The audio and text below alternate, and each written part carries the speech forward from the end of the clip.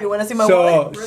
And Maduro's son. This is my wallet right now. Maduro's I don't have son one. wearing, $1,700 sneakers. I don't know. I didn't even know that there was $1,700. Oh, yeah. Anyway. Yes. Welcome to the Daily Crossing Podcast. This is podcast number 6.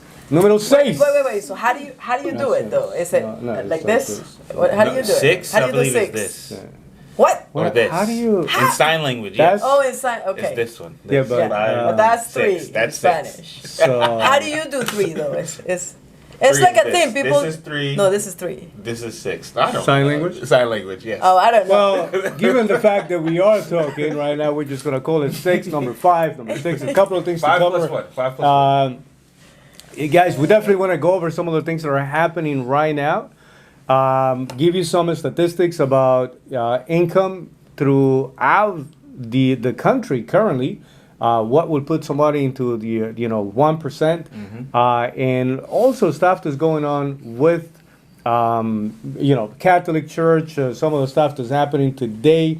When it comes to the idea of embracing the American dream, different backgrounds, but good to see you guys. We didn't have Yes, Alexi Smith I know, in the I last was- one. I had my daughter replacing her, and I got a lot of messages saying She was much better looking. you were much better good looking, but you know what I mean. Got a little So- more flavor. Great to have you. How are you guys doing? Welcome Verona, back. Good to Yes. see you. Yes. What's going on? How are you guys doing? I'm doing I'm good. great. I'm doing good. phenomenal. Yes, I'm doing good. I'm healthy. You healthy? I'm healthy, which is good. Back from New That's- York. Yes, definitely a good thing. So, Yes. so here's one of the things that I want to open with. There's a couple of political meltdowns that are taking place, and one of them that came out was our president literally saying, "Hey, this place was on fire before I got here," right? And the fact of the matter is that the numbers don't support that notion. You know what I mean?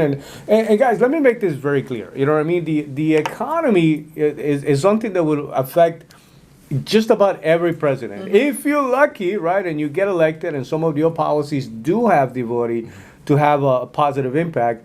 But if you're also getting elected during the time that the economy is growing, you don't have to be that much of a great president to be able to see some good things happening. Yeah. If you happen to be unlucky with things like a global pandemic takes place, right? Yeah. Even if the economy is going well, you know what I mean. You obviously you can won't get see elected. things go extremely wrong. Yeah. So, but. I mean, literally, it was very much a little bit of a public meltdown Yeah. when men are It's kinda saying, funny.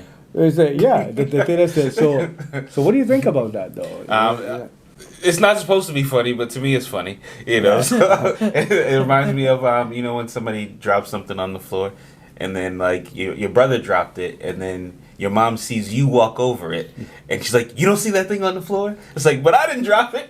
It's like, it doesn't matter. Pick that thing up. It's like, oh my god. So it's just funny to me. But honestly, no, it's not supposed to be funny. Wait, so but was to it me, it's already funny. on the floor? See, here's the thing. I'm not saying that that anything was or was not on the floor, but still, you're supposed to know you can't respond a certain way, even if that's how you feel That's true. in a certain position. So you gotta, even if you think certain things, you can't say it in certain positions. Me in my position, and I'm not the president of anything. I can't just say the first thing that Of your pops in my house. head. Not So yeah, definitely you can't be the president and just say how you feel, but about anything, So that's how I feel about it. It's funny though. The way that I look at it is, gas is $2 to $3, $4 more. If you're in California, it's $5 more. Eggs are unaffordable. I keep on talking about eggs. That's- Like people are gonna think that I say, but for me, that's a measure. By the way, just so that you know, Like- my wife went to because I'm usually, by the way, what a great husband. I'm usually the one that stops by the supermarket, right? So I'm the one who has been dealing with the egg shopping experience and see it go up, day by day. She actually went to the supermarket yesterday specifically to get eggs. We ran out of eggs, right? And she goes like, "Now I know what you guys are talking about." She's like, "Oh my God!" It went from like, That's what funny. was it? You know what I mean? Like, No, but like I said, the whole shrinkflation thing also, like you see the meat, the chicken, the whatever, everything is getting like smaller and smaller and smaller packages. The That's other day funny. we opened chips and it was like half of it was gone. That's it a was trick. mostly air. Crazy. So you know what? I don't know that it was already there. I'm sure that there's a bunch of things that were happening beforehand, but somewhere, somehow, we're in a shitty place right now when it comes to spending, and the average American is the one that's being affected. Yeah, but that's the thing, though. You know what I mean? The numbers don't support the argument. I mean, the fact of the matter is that, I mean, before pandemic, before everything that's taking place, which is right before the election, you know what I mean? And again, there is always that conspiracy theories out there that are saying, well, maybe the pandemic have something to do with making it impossible for somebody to get reelected because everybody was essentially mismanaging this thing. But gas was cheaper.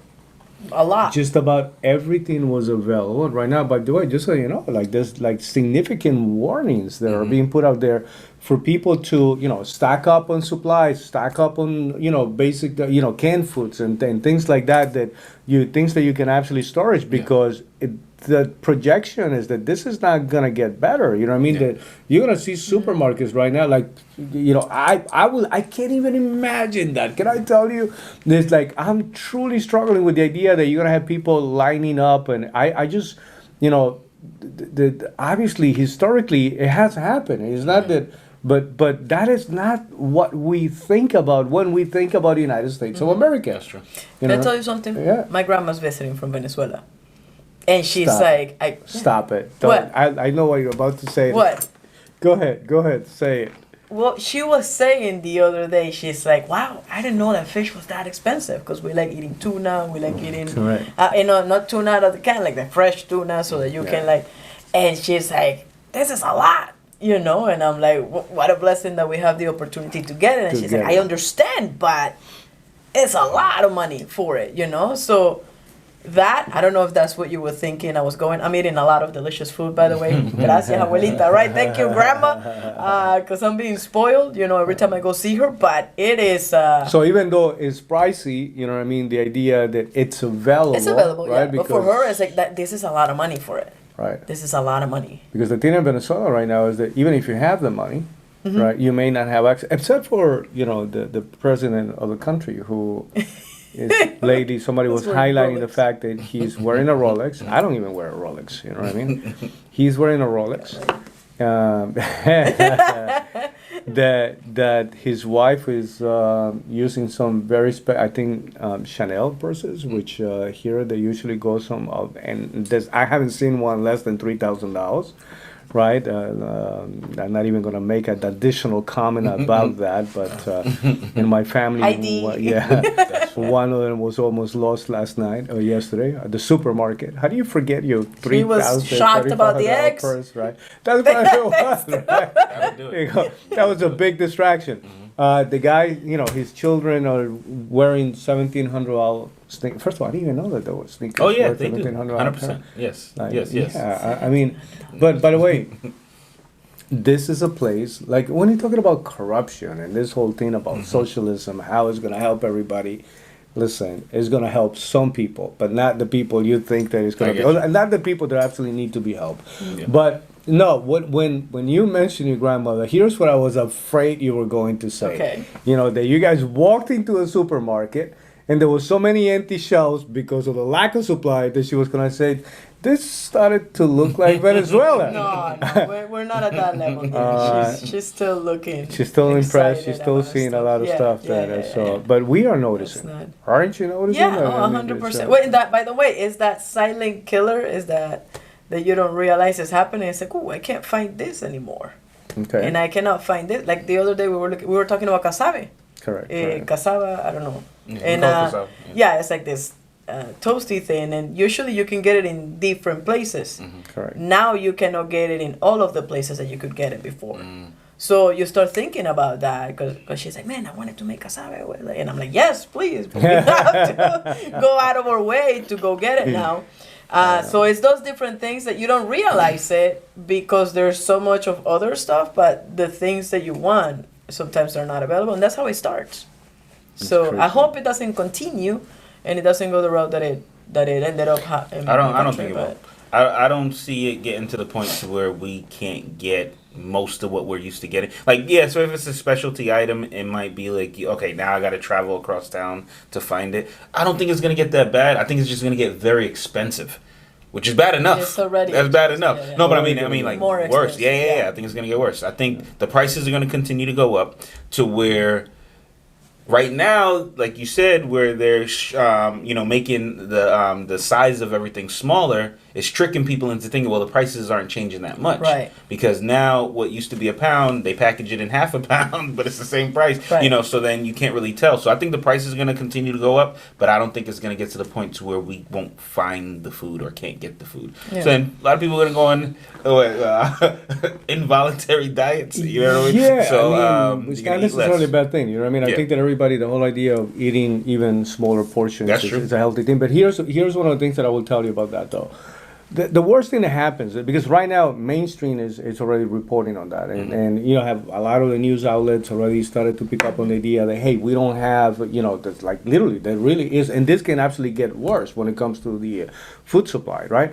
And you have people already making recommendations, stock up on the tuna fish, all the stuff that you can put in a can somewhere that won't perish, won't go bad.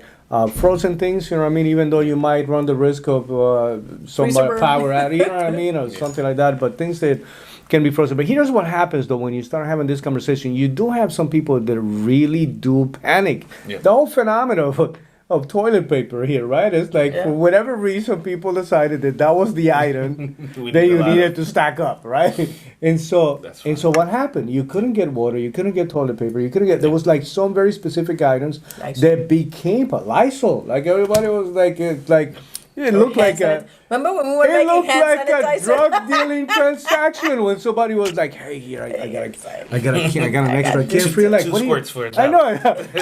What are you guys doing? You know what I mean? And so, but so I'm more concerned about this level of panic that's actually introduced to these things. You know what I mean? And so now you're gonna have people maybe overbuying, which can look good for a second.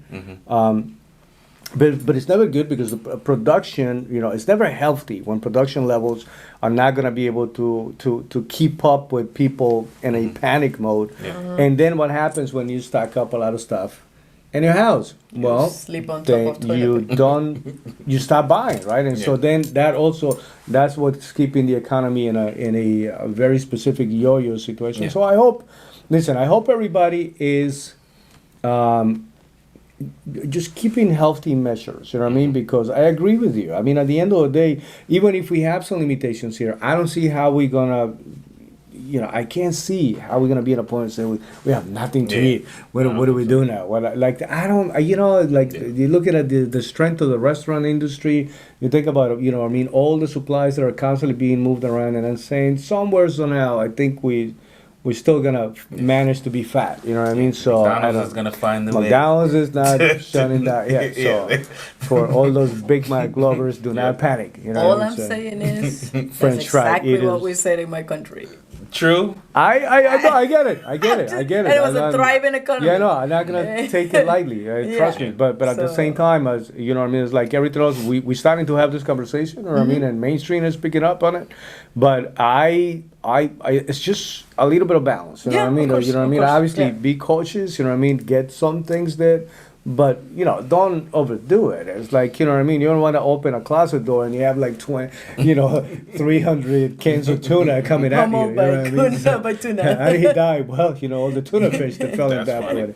But that takes me about the fact that the other day, I'm looking at the fact that we have, I don't know if I shared this with you, but welfare programs right now in the country. I don't know if you know that officially we have over 83 properly recorded, welfare programs out in the country that are connected to the. By the way, so let me start with this, right? I'm not anti-government. Okay. I think that the government has the ability to play a role, especially when it's being done correctly. I think the safety, balance of markets, I think some level of regulations are always healthy, as long as we don't abuse those things. I think that we actually have the ability to provide some solutions and services. As a matter of fact, if you look at the tradition of what religion used to do, for like before a government had the capability to do anything, they would be the ones setting up hospitals, setting up schools, so all of that has become part of what a government is supposed to do or is doing. The problem is, though, is like we have some things that are like ridiculous, redundant And we just keep adding more things, though. So how do you guys? What is your take on when is it enough? What do you know about that is actually, or any of the programs that you know about that actually do work? That you will say, man, I know there's some people. And what do you know about stuff that is not even supposed to be even part of it anymore?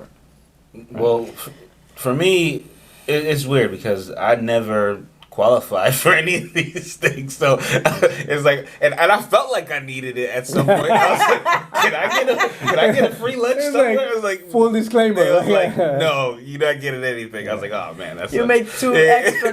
Yeah, correct. So I never qualified for any of these things. But the thing is, what I do know is this: I think that there is a place for it if it's like you said, if it's done correctly. But I think the problem is like with anything, you can find a way to take advantage of it. Yeah. So like for example, like I remember during the pandemic, I'm not gonna mention who it was, but somebody that I know, right?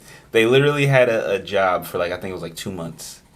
And then after that, they was collecting unemployment for like 2 years. And I was like, wow. I was like, how is this even possible? But because it was during the pandemic, all you had to do was reapply. They kept giving you the extension, so they were able to literally work for 2 years and then not work. They would work for 2 months and not work for 2 years, and then there's no motivation to go and get a job after that. It's like, why would I want to get a job? So I get how, but that's somebody taking advantage. Mm-hmm. of a program to where there is somebody who I think can benefit from it, but now who's the one checking, or like who should get this and who shouldn't get it? That's where it gets weird. So for me, here's the way that I look at it. Anytime government gets bigger, I get scared. Period. And by the way, who does the welfare program help? I don't know. Not me. Who is yes. Politicians to get elected. Okay, let me frame that question differently, I guess. Who is it supposed to be helping?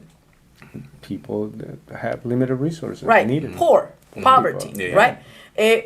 If capitalism says that you are not supposed to be supported your way out of poverty. Nobody can be supported your way out of poverty. You get to earn your way out of poverty. And so the more government gets bigger, the more Big Brother looks after you, the less opportunity you have in order for you to go out and say, I gotta figure this shit out for myself. But some things are healthy enough. Like for example, infrastructure. One of the biggest. Military. So just literally, just speaking about the structure of two different countries, right? If I take Russia right now, and I put it next to the United States. For example, one of the biggest difference that had a real impact on the economy of the United States was the construction of highways, roads and highways, right? Giving access, so you're not depending 100% of the, train transportation or boat transportation. And now you have the ability to go just about anywhere. We have one of the most efficient highway systems in the planet. You know what I mean? Except for I-4, man. Except for I-4 and the BQE sucks tremendously, right? Yes. Every paddle that. So, but with that being said, though, like Russia has certain areas that it's very clear that it has it's imposing a strong limitation on the financial development of the area because of the limitation People just getting access to it, right? So when you have something like that taking place, you again, I go back to a very simple concept. You know what I mean? You do need some level of participation. You do need some level. There are certain things that we can do that I do argue for the fact that will have a positive impact if I'm a business owner, right? And I have a very good structure that allows for the clients, customers, the goods that I'm supposed to be selling and reselling, or access to those things. When you're setting up a restaurant, right? One of the things that you have to consider is foot traffic, driving traffic. Do I have parking space? You know what I mean? Which one is the two nearest highways that will give people access to? So that definitely made an impact. You know what I mean? That the problem for me is that a lot of these welfare programs that were designed. But can I ask you something? Because when you said the government getting involved in, let's say, Russia, what you were talking about, it's like there were some areas that it was difficult to get to. Well, the government puts they get involved and they say, we're going to build highways, we're going to build like infrastructure, but that creates jobs, that creates opportunity, that gives somebody in that local community an opportunity to say, let me help build this place better. And so that's what I'm advocating for. I'm not advocating for free checks. And that's for me, welfare, that's where it goes. Welfare is, by the way, you're absolutely right. There's a bunch of programs. I don't know them all, and 83, that's a lot to learn, but should we support like children to have like proper nutrition and stuff like that? Yes, absolutely. It's like no child should go hungry, but I don't think that there's a bunch of different programs that make no sense. And I think the more and more we give opportunity to the parents to be able to say, hey, here's how you can earn your way so that you can help feed your kids. Here's an opportunity for you to be able to have better care for an opportunity to take care of your kid while you're out at work. Like all of those things, again, gives an opportunity to somebody to be like, okay, let me go fight it out. Let me go figure out a way. And I'm saying because you look at the immigrant community and we don't have access to a lot of that stuff. So I literally see like mothers that are trying to figure out a way, they have 3-4 kids and it's like how as a community they're able to figure it out so they can go out and work so that they can create opportunity for themselves. Well, I mean, you're like crazy stuff. Like they putting $9 million into investigating how are we wasting money as a country, right? By the way, you could have sent me a check for $1,000. I was like, that sounds like that's a lot of money. I could help you understand, first of all, that is one of the ways that we're going to be wasting money.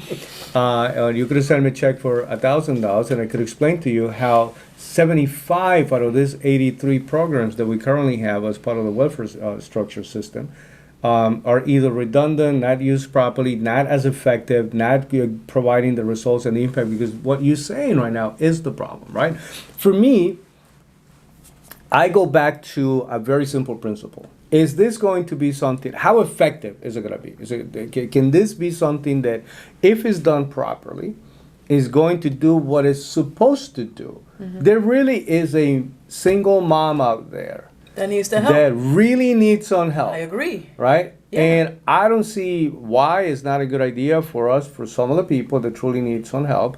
The problem is that the people that know how to use the system are more than likely people that never needed help, just like you. I mean, we actually, in our family, from my wife's side, we had a situation where there was a family member that truly, truly needed some help. And so, she put herself through a process of understanding if there was a possibility. At the end, we ended up assuming financial responsibility for most of the whole situation that happened with this young man, because nobody was willing to.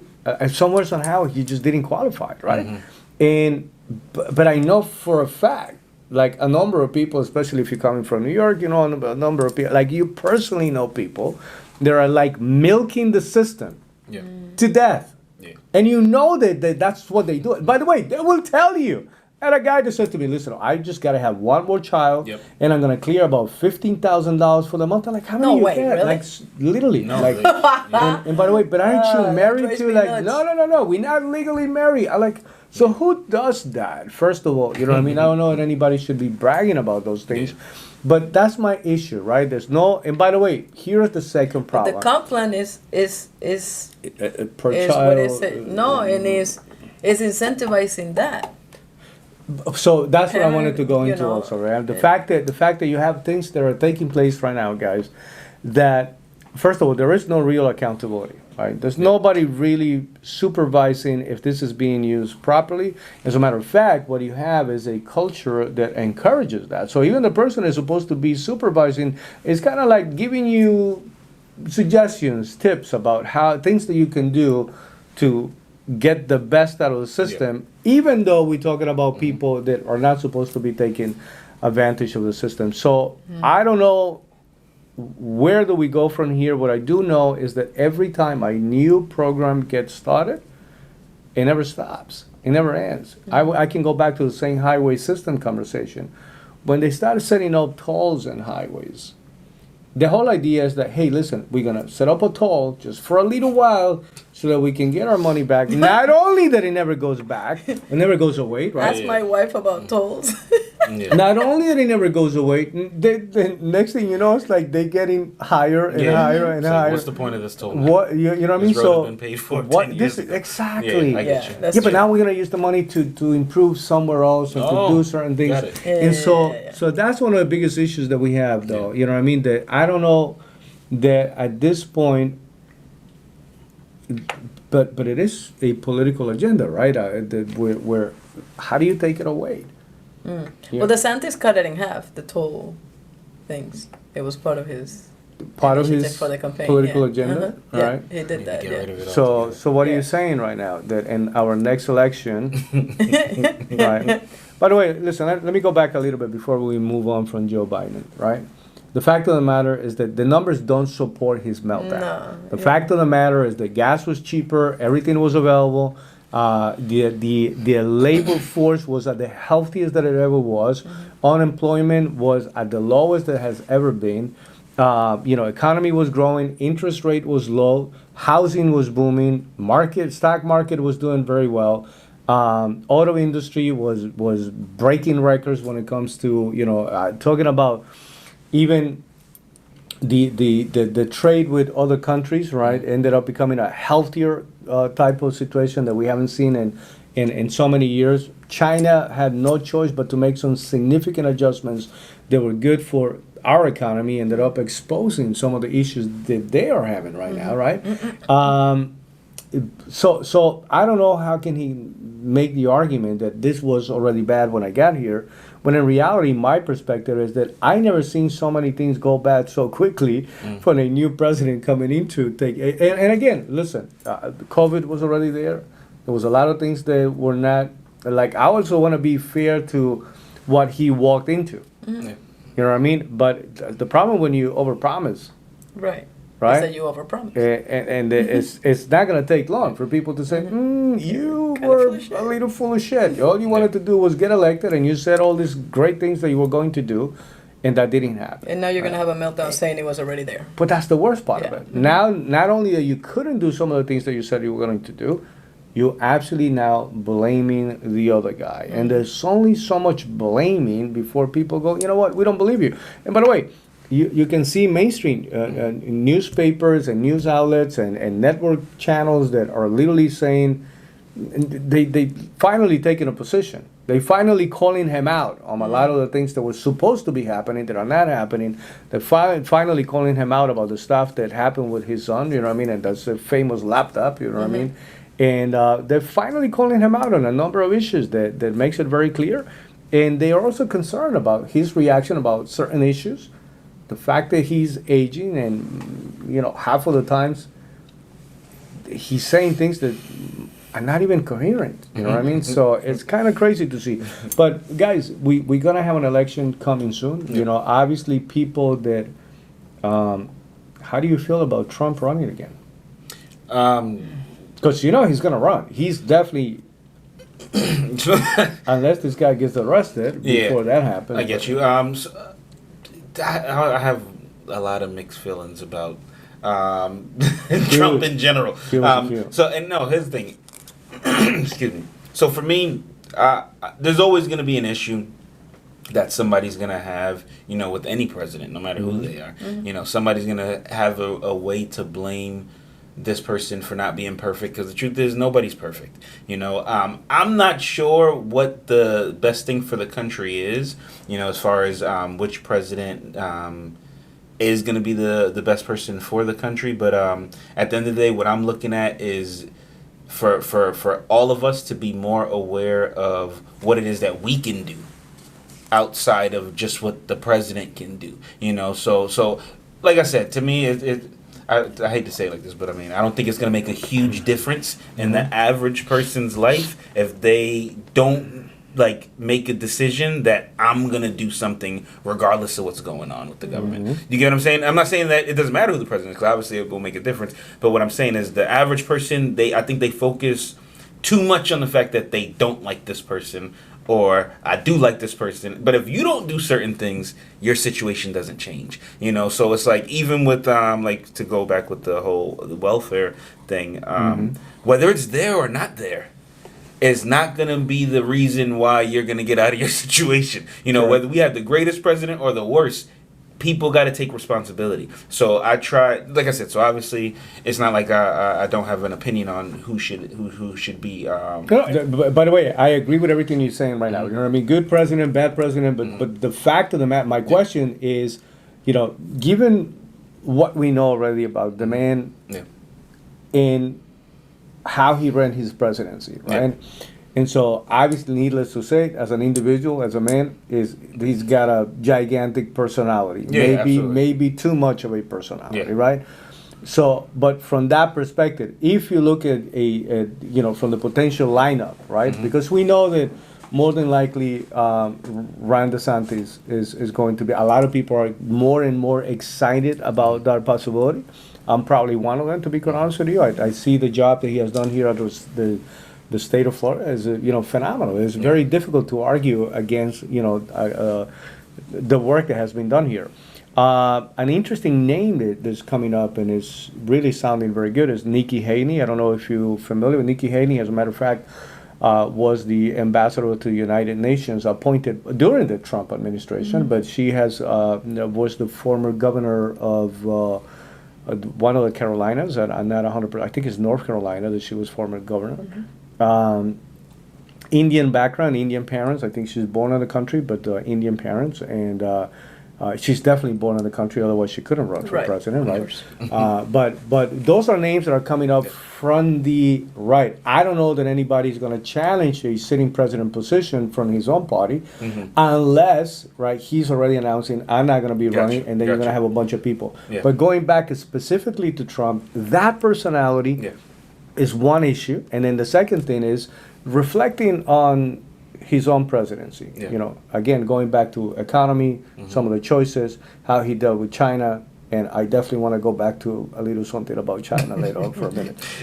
So based on that, though, you know what I mean? Like, would I want him to be president, or do I think he's gonna be president? I know that I think that we know that he's gonna run, but the question is, you know, would you like to see this guy being president again? So the simple answer is no. Like I wouldn't. But that doesn't mean I would want Biden to be president again either. You know what I'm saying? So all right. So if you have a choice between one and the other, well, if I had to choose between two, I'm gonna go with Trump. But I would rather see a brand new person altogether. You know, I don't want to.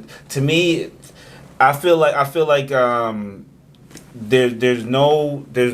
I don't think he's gonna come back and do better than he did previously. I think it's gonna be worse. I think what's gonna happen is now. It's a lot of things that's happened from when he was president till now, to where I don't know if it's going to be a better situation for him. And then same thing, now he has the excuse of, see what this guy messed up for me?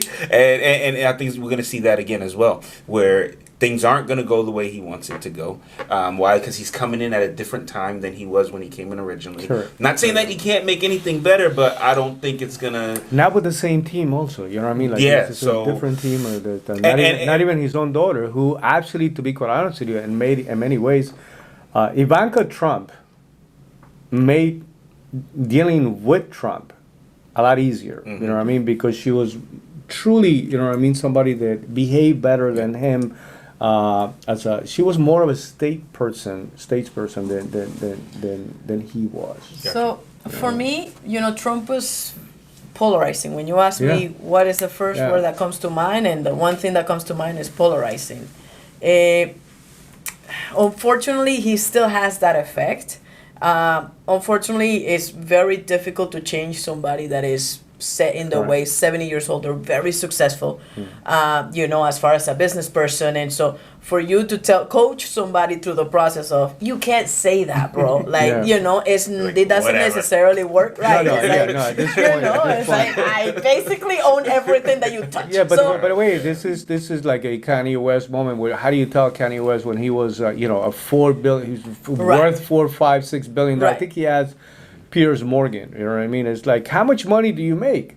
Right. It's like, how do you want me to take any kind of advice from you? It's like, by the way, it's like So that's precisely my point. So he is very polarizing. My concern is that because of that, we unfortunately are going to be in a position where, again, we get more and more divided, and the only people that benefit is the media and the ones that are running away from accountability because they get to say that guy messed it up because he's saying X, Y, and Z. But if you were to ask me, if I have a choice between Biden and Trump, obviously Trump.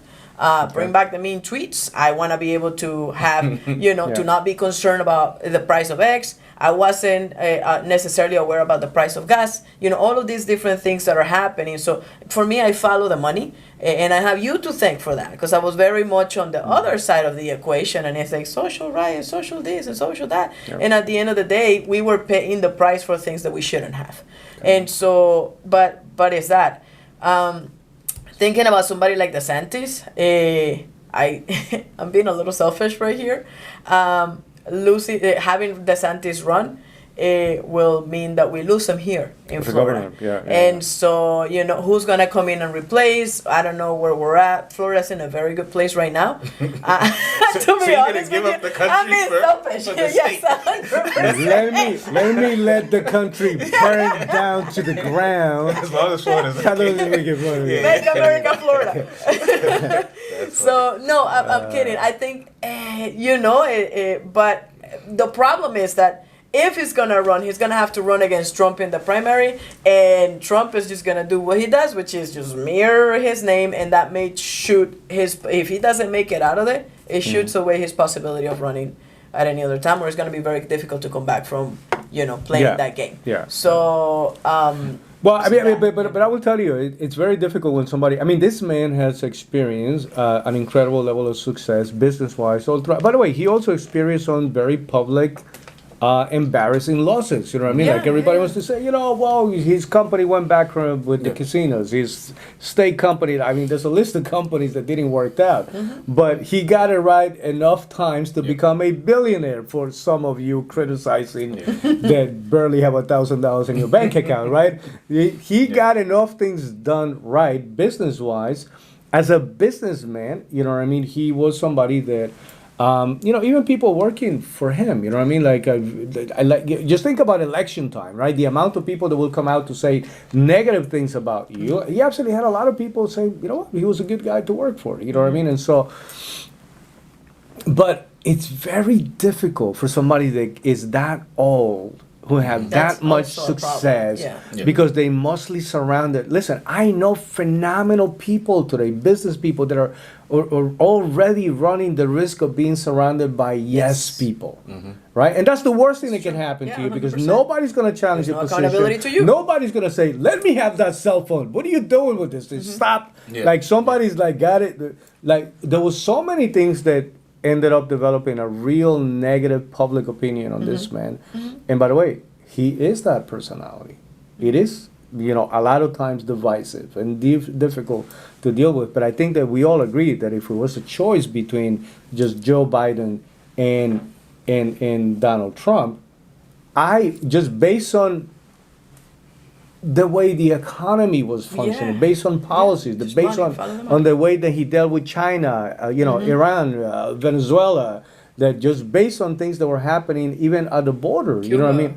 I will say I'll take a Trump all day long. But here's the situation, though. Before we get to that point, okay, go ahead. No. Yeah, Trump versus Newsom. Oh, Trump all day. Right. Trump all day. Because, what about you? Because, I like I said, I'm willing to give not any, but I would rather see a newer person versus. Yeah, but you have to forget about the I don't know if you know enough about the politicians, but you do know enough about what's going on in California. You know what I mean? Yeah. And so, the state. When you think about if anything because that's like the face that coming up. That's what everybody's saying. It's like that's the face, and I'm like, if anything like that. It's a good-looking face. The guy's a good-looking. No, you can be pretty all you want. But by the way, that doesn't pay anybody's bills. What do you think is but a lot of people. there's no reason for this guy. There was some real phenomenal business people that actually ran for the state of California. There is a poop map out of San Francisco. Areas where people. If you're not careful, you're actually gonna step. Are you talking? You're talking about real? Yes. You know how Waze talks about. Uber is like, where's the car? Yeah, there's poop emojis. If you walk through here, you gotta check your shoes at the end of that. Yes. All right. So if we want that nationwide, if you would like to know exactly. Funny. Then that's a guy to consider. Good. But no, what I was gonna say to you is like, okay, so before we get to that point where we gotta make a choice of Joe Biden and whoever is the next person, right? And we're assuming that Trump will have the ability. I'm saying that even with everything that he got right, the fact that he's not coming in with the same team, even though and his daughter is not going to participate in this process, and I don't know if he's gonna be able to recruit, a percentage of the people that he had before. He's definitely not having Mike Pence as a vice president coming in. That didn't end too well at the end, right? And there's a lot of people that don't necessarily want him there anymore. So I think it's gonna, before we get to the point, if it happens, I think that again, going in a Joe Biden type of Trump, I think that Trump will take it. But before we get there, the names like Ron DeSantis and Nikki Haley, and I'm telling you, I'm inviting everybody to look into her a little more. It would be exciting to see, the first female president, and I don't want to say that that's enough of a reason for her to get elected. For me, the person most you got to qualified for the be job. exactly. You got to be competent enough to do the job, and I think that she is pro capitalism, pro business. She's pro America. She's a very good statesperson. I mean, there's a lot of positive things in addition to the fact that she is born of, parents are from India, immigrants, obviously. So she understands the multicultural diversity. India is a strategic partner to the United States right now. So that will make a very interesting scenario, right, to see how that will develop. And I also love the idea that she's a woman. I think that she, you know what I mean? Yeah. I think that that makes it. I think that her numbers. I mean, supposedly there's an announcement for this month, February 15, I believe, is her camp did not deny the fact that we are making an announcement that day. So that'll be good. I'm absolutely excited about that. That would be even a replacement so that we can hold on to our governor a little longer, right? That will make it acceptable. So I'm willing to work with any of those camps to see if we can help support on any way, shape, or form. Nice.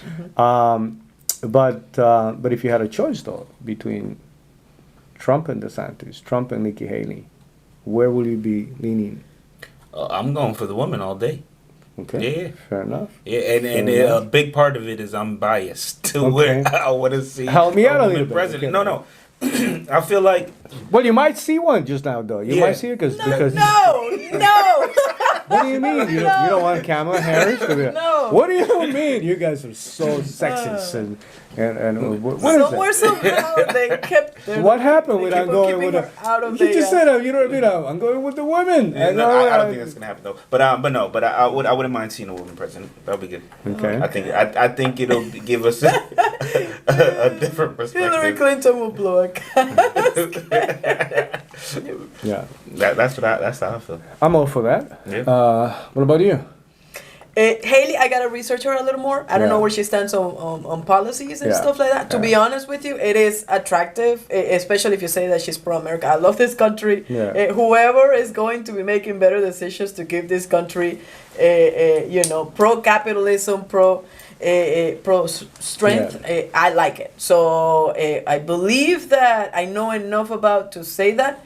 If we were to compare one of the Carolinas to Florida, how they did against during COVID, I don't know if she was governor during COVID. Those are the things that I don't know yet. So I would love to be able to find out. But would be exciting. She was working under the Trump administration as an ambassador to the United Nations. Okay. And she gave them a run for their money. I love that. So I'm inviting everybody to look into because that's definitely an attractive name that's gonna go on the ballot, you know what I mean? So I'm inviting How old is you. She, do you know? 40s, probably early 40s or early 40s, mid 40s. The fact that she's young is something that is. But that's another factor. It's like, do we need to have two people that have, a tank of oxygen in one day and some memory loss pills in the other side? I said, the same way how you have to be a certain age to become president. What is it, 36, right? You got to be at least 36. 35? Yeah. So you got to be over than 35. I think there should be a limit. So yes, 72. Where will you put it? 70? Either 70 or 72. If you can get Social Security, like if you're at the top of your Social Security you should not be able to gotta be go, bro. I would say 70, 72 at max. You can't be president. You're too old at that point. No. I'm not good. You're not ready for the fight. You're not ready for the run. You're not ready for anything. I just want to see you riding a bike without falling. Yeah, there you go. There you go. Yeah, if you can do that, that's you how can still run. That's you know what I mean? But you could be the. That'd be an interesting statistic, though. Like how old are because look at our Senate. It's like ancient relic to ancient relic. Yeah. I mean, but here's one of the biggest concerns for me. Like, again, now let's take it from a domestic reality to an international situation. Okay. For me, one of the most effective things that the Trump administration was able to do was to actually expose China for how much of a threat, economically, a enemy, right? A geopolitical enemy, in business-wise, the fact that there had been disrespectful to anything from, like outright stealing, patenting things that he said we don't care. That's your problem. Those you guys can sue each other all you want. You know what I mean? Exactly. We're gonna take it. And we're gonna. But also, you know what I mean? The way the economy works. A lot of people are still talking about China as one of the economy leading forces, superpowers that are going to. China is in trouble right now. Mm-hmm. China's real estate is a mess. China, the thing about China is that there's no disclosure. Like you really don't know how bad it is, but at this point it's becoming obvious by the minute that the economy is not going well. Population is aging aggressively. China actually faces a threat from one of their next door neighbors, which is India. And more people today are literally visiting India to see how they're going to be able to establish business. You get better quality products coming from them. At the same time, no, I'm not being biased that my wife is of Indian descendancy, right? So, but I'm just saying it is a reality. So, as a matter of fact, I don't know if you were paying attention to the news right now, but apparently China decided to send a friendly balloon. Was it a birthday balloon? Happy 800th birthday. Yeah. What do you guys know about the so-called spy balloon? So I mean, I don't know if they sent it or if it drifted here. Well, no, they actually admitted it. At first they were denying. At first they were like, we don't know what got there or how it got there. But now official channels from the Republic. The People Republic of China has officially said that's our balloon. So I got a lot of questions revolved around that. Like I want to know, where was the balloon when we spotted it, and how far did it get into the country? Because like somebody missed something. Like so like I said, I don't know. Like, at what point did they realize there was a balloon that was flying over us that was spying on us, and why wasn't it? So for the people that are like clueless, is it like a birthday balloon? Like, what is it? What is it doing? Like, seriously. So a spy balloon or anything or anything. Spy balloon. Yeah, like in these cases, you know what I mean. But by the way, just so that you know, we also run. We had very specific airplanes that are equipped with anything from incredible ability to take a photograph or view, being somewhere in Russia, having breakfast, and we can tell you exactly what kind of cereal you're having in the morning because it's that. Yes, exactly. And so, I mean, it's not unusual for countries to spy on each other. As a matter of fact, it's an unspoken level of acceptance. You know what I mean? Like, it's like we know that Russia, especially at the height of the so-called former Soviet Union, you know what I mean? Okay, so that goes my question. Correct. All right. Are you supposed to get caught spying? But that's the problem. Like, if you got caught spying, why the hell are we still allowing that thing to spy on us? Like that I don't get it. My understanding is that even former President Trump would say, just shoot it down, right? And so maybe that's the kind of craziness that we're missing, because here you have an administration that is very hesitant, though. I'm like, they were not very clear about what do we do with this thing, right? Yeah. And then the problem is that you have the spies that want to hide it, and then you actually have the administration that also wants to pretend that it's not happening, so people don't get nervous about what's taking place. What does it mean? Well, listen. So let's go back to the conversation that we had in one of the last episodes, which is a 4-star general saying more than likely 2025 we're going to work with China, right? Mm-hmm. So what can they be possibly doing here? Well, maybe picking up intel. Yeah, just trying to find out. Okay, so where do you have some of your most strategic, especially when it comes to armed forces locations, whether it's Navy, whether it's anything, just regular Army, Marines. Well, where do you deploy from? How does it work? What are the submarine bases? You know what I mean? It's like, listen, my son is part of the Navy, and I don't even want to disclose the location that he works from. But there's like most of the times, there's even as a father, there's a lot of conversations that we don't go into because again, it's supposed to be information that is private. It's not it's meant to be non-disclosed. You know what I mean? And so, how do we handle these things, though? My fear is that these are the moments that what makes it very clear that our foreign policies, when it comes to Democrats, right, and a president like the one that we have, the administration in general that we have, it's a weak policy. It's like there's no strength. It's not that there's no fear whatsoever there's going to be any kind of retaliation. If you don't even take it down, now that everybody knows, it's not a UFO, it's not a flying saucer that's coming in. It's like, we know exactly that there's probably a little Chinese guy inside that thing. Who knows? You know what I mean? My point is not doing anything about it doesn't make me feel safe. You know what I mean? It's like I don't know about you guys, but that's one of those positions. So, but that for me, it's not gonna get any better. Anyway, we got some bigger issues to deal with here at a local level, though. Guys, I want to transition out of this whole mess with Joe Biden and his meltdowns, and also, by the way, before I jump out of it 100%, how about the meltdown that also took place in out of AOC when it comes to this lady being removed from the Foreign Affairs Committee, Representative Omar, and so Representative Ocasio decided to have a meltdown by saying that the action that was being taken by removing somebody that was already sitting at that committee, especially Foreign Affairs, by the way, based on accusations of anti-Semitic, documented comments that very publicly done, she's saying that this is an action that is sexist and racist, and one end. What do you know about it? Have you paid any attention to what's going on there in general? So I've seen it. I didn't, but like I said, I didn't hear a lot about it. To know everything that was said, by her. As far as what was the issue that she was saying, because when I was watching a news report, based off of what I heard, that what she said, I didn't see an issue to where it called for the reaction that was had.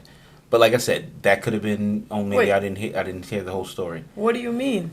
As far as from what I heard, I didn't think that was a reason for them to say, "Oh, we need to remove you now because you're causing a problem." I think people have the right to an opinion, and just because everybody doesn't agree with their opinion, that doesn't mean you're not allowed to be here anymore. Because if that's the case, then how do we progress forward if everybody's gonna agree on the same topic 24/7, and it can't be where what you say is the right thing to say is always the right thing to say. So, like I said, I didn't hear everything. I didn't hear everything. But from what I heard, I didn't see where it was a reason to say, we can't have you speak about anything. So I kind of agree with her. So, that they are being a little, sexist and racist. They just, or not even so much sexist and racist. I just don't like your position. I don't like your position. So if everybody in the room says we like blue and you mention the word red, no, get out. Get out. You got to get out. But what AOC was saying is her removal by the new Speaker of the House, white men, that is, like I want to give it content to make sure that we understand that why this why Ocasio is literally saying that action, that removal was sexist and was racist. You know what I mean? But the fact of the matter is that if you know anything about some of the comments, so for me, because I went digging, I'm like, what did this lady say? And I read this tweet, and this tweet like really brought a concern to me because you're part of the Foreign Affairs Committee. What does that mean? Like interaction with other countries and like us going to war and stuff. Am I correct? Yeah, Am I wrong? but and you also have an impact on specific policies, from even arming or disarming. That's what I mean. So check this out. So this is what the tweet that says, because this is a tweet. It says we must have the same level of accountability and justice for all victims of crime against humanity. We have seen unthinkable atrocities committed by the U.S., Hamas, Israel, Afghanistan, and the Taliban. And for me, I have a problem when you put the Taliban and the U.S. in the same level field. That, and by the way, you can retract it or when you Israel want. For that or matter. Israel, or like that group there is a red flag for somebody that is in charge of making decisions about us going to war. You know what I mean? Or putting military arming, disarming, and stuff like that. That is a concern to me because when I heard it and she said it's anti-American, that I don't like that. You cannot put our country in the same level as the Taliban. That's the way that I look at it. I also understand that it's a play on politics. I know that whenever the House was on the other side, Correct. they did the same thing. By the way, Elon Musk came into Twitter and he brought in his guys and girls to come in and work. So it's just, hey, we're comfortable working. You're fired. We're bringing in a new crew. Yep. So that's also a change of power that is happening. What this lady said, this is not okay, though. That is not okay. And for me, I don't know. Like I said, this is just me looking for things from the like on the surface. And to me, I don't think it's healthy to say that America can't do anything wrong. That's not true. So yes, I'm not putting them on the same level as the Taliban now. But at the same time, we know there's been different people at different times that are responsible for things that we can say that was wrong. That's a problem. Like even now, we're saying, okay, the current administration, there's a lot of things going wrong. That's a part of America. So then, therefore, we got to know. I think it's healthy for us to know that, yes, there's certain things that are not being done perfectly. So then now that we can have a good conversation as far as what do we do moving forward. I feel like if we start believing that America can't do anything wrong, then that's when we get to the point to where... No, and that's not what I'm saying. What I'm saying is if that's her belief system when it comes to like... we're in the same level as the Taliban. Like for me, that's a values and principles problem. America cannot, like, I'm not saying that America cannot do it. That we've done very many things that are wrong, and I'm not saying that like no one here is a saint, up to and including what we have done as a country. Yeah. And so I'm not saying that. What I'm saying is that there are certain values, morals, and principles that we have to adhere to, and this is like for me, the fact that that's somewhere in the back of her head. I don't like it. So I don't think that should be the person in charge of foreign affairs. I don't know. You were elected by your constituents. I think is what it's called. So you do you. But should you be part of a committee that is specifically for that? When you're like, I don't mind it. Like I said, I don't mind it. I mean, but the fact. I mean, there's a couple of perspectives that I want to... two terrorist organizations. This is it's been multiple occasions with the whole thing about, making anti-Semitic comments. And by the way, I'm not oversensitive about somebody making a comment about a very specific group, you know what I mean? But I also understand a little bit of the background that makes it a very sensitive issue, not only for us, but even for the people that happen to be in the area. I mean, she is... very clearly of a Muslim association or membership. You know what I mean? It's very clear that she's Muslim, and her way of addressing the whole issue is very anti-Israel, but not just very anti-Israel, is very anti-Jew. You know what I mean? Or anti-Jewish, right?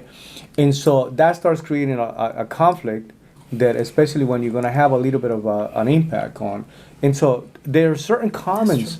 There are certain comments that will be if your intention was to just gain additional attention, right? Mm-hmm. If your intention was just to make noise in a way that your friends, because they hate the same group of enemies you have, will become even friendlier and will give you more money and will support your process, then that's what you're doing. You know what I mean? But if the idea is for us to look at the region and said, how do we make this work better? Some of the things that she has said has been unhealthy, explosive, to use, for lack of a better term, toxic language. You know what I mean? And so in a lot of it has to do with the fact that I think that in addition to just supporting her position, you know what I mean, she comes also from a place where even her religion plays a role, you know what I mean? And for me, to be quite honest with you, and I'm going to tell you, I know it's not going to be a popular message, when I look at the whole scenario, I don't even believe that Islam should be treated as a religion. I think it's more of a political system. I think it's more of a financial system. I think it's more of a than what it should be treated on terms of that. But that's my opinion. You know what I mean? That has nothing to do with it. But when I see somebody that is unable to make a fair comment or choice or decision because it's already radically influenced by her religious background, and then to whether we like it or not, I mean, this is not a pro-Israel comment, but that's the only democracy in the area that is functioning as a democracy. It's not a theocracy. It's not a monarchy. It's the only democracy in the area that is surrounded. Just think about if we right now had a hostile relationship with Canada, with Mexico, and I'm not just talking about unhappy people. Tacos. Yeah, no, I'm talking about people that are like bombing the life out of you, killing your people. And that's the reality for everybody. So that's going to be always, the area is already explosive enough to add to that somebody else that wants to constantly make it. The fact that Alexandra Ocasio-Cortez had such a meltdown on this whole thing. I have a bunch of girls. My youngest daughter is today 19 years old. Once in a while, I gather all my girls and I said, I want you to look at this lady very carefully, right? And when it comes to the model of what a phenomenal woman should be, make sure that when you look at her, then you look at the opposite direction, right? Because this is not, I don't want somebody that's playing victim, that is against the foundation of the country, that is against the foundation of the... That is hypocritical. Like, how do you wear a dress that says tax the rich that's worth thousands of dollars? How are you talking about helping grandma? How much money, by the way, she makes? Do you know? Wait, what do you mean? Like as a representative or out of sponsorships and stuff? No. Because it's like $59 hoodies, that say tax the rich is very capitalistic. I see that. Alexandra Ocasio-Cortez. But income-wise? So I actually don't know. I have no clue. Do you know? No, I'm not I sure. think my understanding is she's close to $200,000. $200,000. As a somebody that works for the people, right? Making today about $180,000 to almost $200,000, right? And here's my question to you, though. Because I'm looking at the meltdown that she's having, and to immediately go into the same race baiting, sequence of statements that doesn't make things better. I don't have a problem with you having a different of opinion. Yeah. You know what I mean? Hey, I don't agree with capitalism for the following reason. I don't agree with socialism for the following reason. Make your argument. But can we stop playing the whole victimhood, the argument that is the one thing that keeps playing over and over again? And that's what I hate about this lady, is that it always goes back to, once you don't have an argument to make anymore, let's just make it. Let's just call it racist. You know I got what I mean? you. That's my issue. I got it. I mean? And I don't support anybody being a victim. What I support is people being able to say their opinion. First on Amendment, First Amendment. I don't care how ugly it is. So if I don't like another person, I think it's cool for you to say that. But I'm not gonna use that as a reason. If somebody doesn't like me, I'm not gonna use that as a reason to say, "Oh, poor me." But going back to what Lorena was saying, there's a difference between you actually getting elected by the people that decided that, however crazy your message happens to be, you should go and represent it. At Congress, and the privilege of being part of any of these committees, you know what I mean, which will have an impact not only in your community, but will have an impact nationwide, internationally. In foreign affairs. This case, you know what I mean? And so the fact of the matter is, if you want to be effective doing what you're doing, there is some kind of language that can be used, should be used. Yeah. You know what I mean? So, with that being said, guys, you know what I mean? Now that I touched on the... I do think the last thing that I will say about AOC is that she is very good at getting herself in front of the camera, having these reactions. Correct. I mean, like freaking Martin Luther King-esque, very passionate, and with no grounds to stand on, because it's not spreading a message of... let's go ahead, let's figure it out, let's fight. It is I'm a victim, I'm oppressed, my life has been in every other week her life is in danger. I don't understand how that happens. So that is not a healthy message, and it's annoying that she gets as many eyeballs as she gets. That's the last thing that I mean, they know how to play the media, and for me though, my issue right now is that as a Latina, right? And after already doing her photo op by the border, but today she's already part of the list of being named one of the least effective, Congress people that we have in Congress today. Makes sense. So for her though, for me, it's like all of this selected morality approach to some of the issues, and yet not do anything. You went to the border. You saw what's taking place over there. What have you done about it? Absolutely nothing, other than to go take a picture, pretend that you were able to identify with the suffering of people, and then did nothing about it. No, listen, save it for another person that's willing to buy into that. But some of us are already waking up to the reality that is you trying to get elected, and that's the only thing that you're concerned about. I don't understand how you are actually paid $180,000 in the private sector. I don't think that you can command not even a $20,000, $30,000 income based on your level of competency, right? But anyway, guys, but we did talk about this component where people always go back to this victim mentality.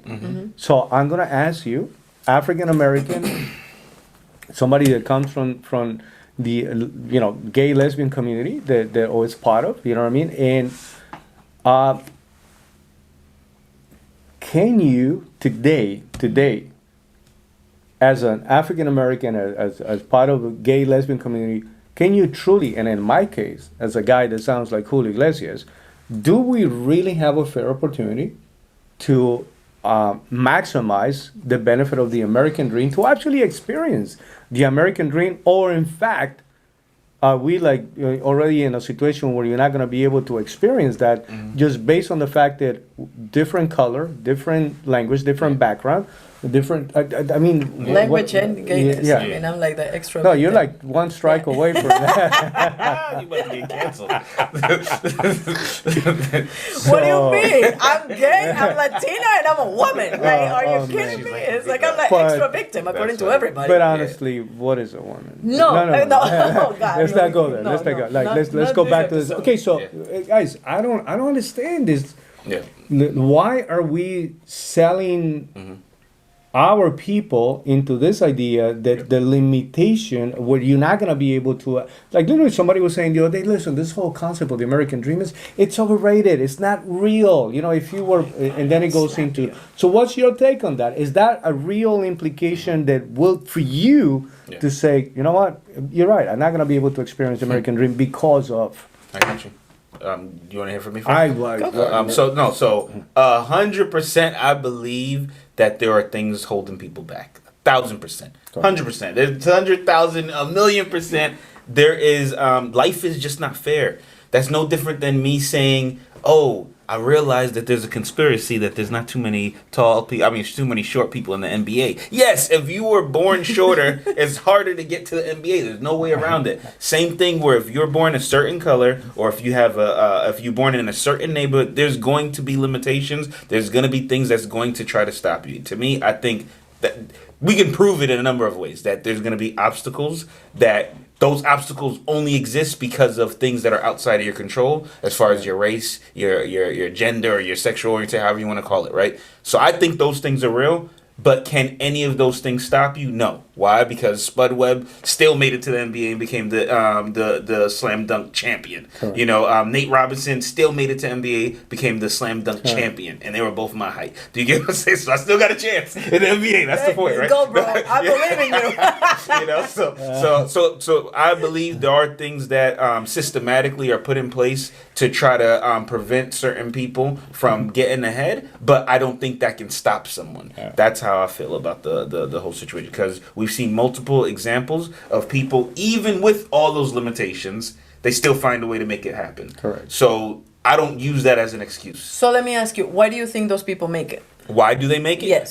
There's a number of reasons why they make it. Some of them, they don't care about the rules. They will break any rule. They will do whatever is necessary in order to move forward. So if something says to me, black people are not allowed to do this, you know what they're going to say? I'll do it anyway. Like, what? Forget those rules. We break all those rules. And I'll slap you for even telling me that's a rule. You know, so some of them, they have no respect to anything that will try to hold them back. So then they don't believe in it, because the cage isn't real. Is there a cage? Yes, there is one, but you can climb over it. You can kick it down. So the person who becomes successful is they don't look at the box as a thing that can stop them. But I don't want to say there's not a box. There's definitely a box. There's definitely fences there. So the people who make it out, they break out the box. But you do understand how popular this message is today about, you know. Yeah, no, I don't subscribe. I don't speak subscribe the language. to victimhood. You're not Latino. You're sex. You're this. You're that. The other. So my question, because we have people that are watching us now saying, okay, so so what are you saying? Are you saying are there limitations or there's no limitations? Can you experience from your? You can name every single one of the limitations that you have, and then the question still becomes, can you experience the benefits of the American dream with all of that? And how do you, what is the argument for it and against it? I don't buy it. I refuse to believe that is. If you allow that to become your limitation, it's on you. America has opportunity. It's like a lot of people talk about, you have, it's all about for me, I'll go back to capitalism. Freedom to thrive, freedom to buy, freedom to sell, freedom to thrive, freedom to fail. And so those four things, we have the freedom to do that. We have opportunity. It's like, if you find a roadblock here, go the other way around. Don't see it, Stop it with the whole thinking that there is a cage. Go through it. Why some people figure it out, why don't? It has nothing to do with the limitations that there are, but it's the limitations that you put in yourself. It's I came into this country not $1. I used to work before high school, and then I would go to high school. I lied on my application when I was 14 years old, because you're supposed to be 15 when you work in this country back then. I was making $5 an hour. So it's not like we came here with money and we said, let's go ahead and invest. Like, I worked my ass off to make sure that I went to McDonald's, then I became a lifeguard, then I worked my way up in the whole thing. I didn't speak the language. I was Hispanic. I was the only Hispanic person working in the hotel, but not the only, but there was very few people in my department. And I said, you know what, I'm gonna work in my language. I'm not gonna be in an environment, we were talking about it this morning. I'm not gonna be in an environment where we only speak Spanish, because I want to grow, I want to develop. And so